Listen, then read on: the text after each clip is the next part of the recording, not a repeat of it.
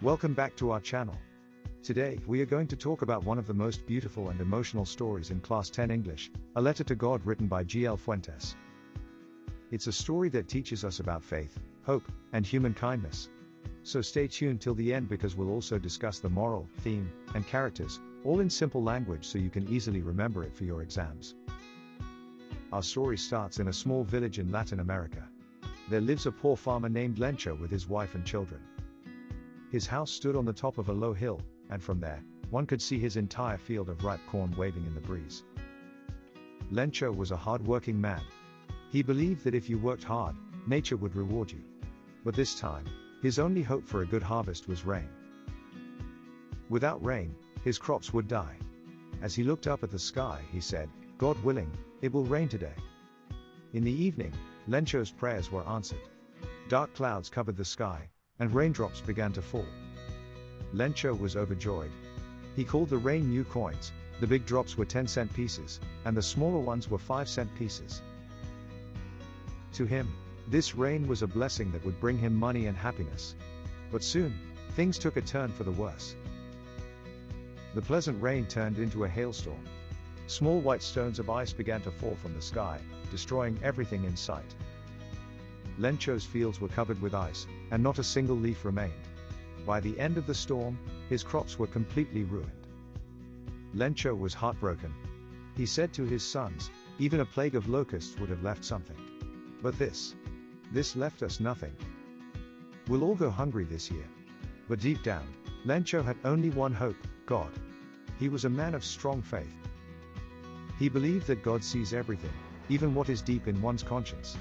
So, he decided to write a letter to God. Yes, you heard that right, a letter directly to God.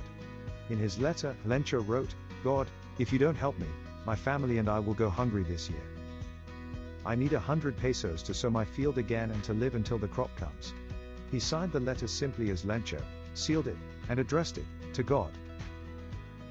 The next morning, he went to the post office, bought a stamp, and dropped the letter into the mailbox.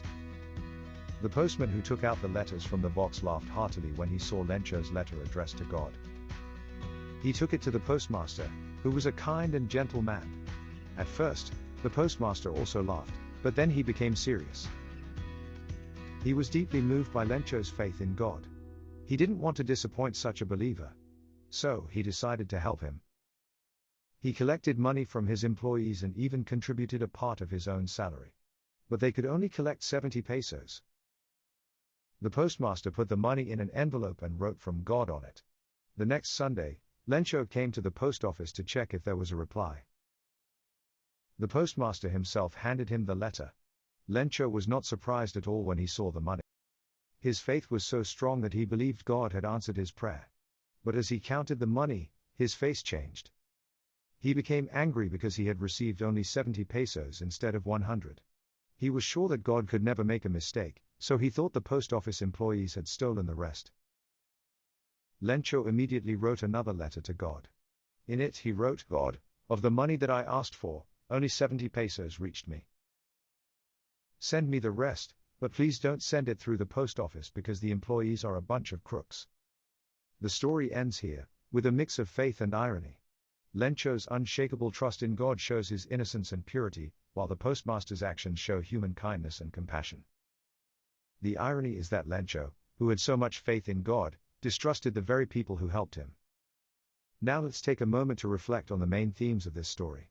First and foremost, we see the theme of faith in God. Lencho's unwavering belief that God would provide for him even in the direst of circumstances highlights the importance of faith in our lives. Furthermore, the story also emphasizes human kindness.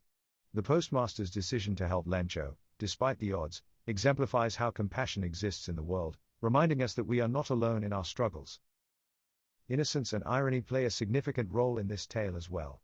Lencho's innocence, paired with his strong faith, leads him to close his eyes to the kindness shown by the post office employees, resulting in a twist of irony that leaves a lasting message. Lastly, the theme of hope in times of crisis shines through. Even when faced with adversity and loss, Lencho's faith provides him with the hope that guides him through. Now, let's talk about the moral of the story. The moral is clear: we should have faith, but also understand that help from others is sometimes the form in which God answers our prayers.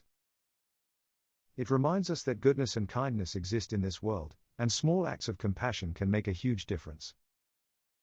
So that was the beautiful story A Letter to God by G.L. Fuentes. If you found this explanation helpful, make sure to hit the like button, subscribe for more Class 10 English summaries, and share this video with your friends. Thanks for watching, and remember, faith and kindness can change the world.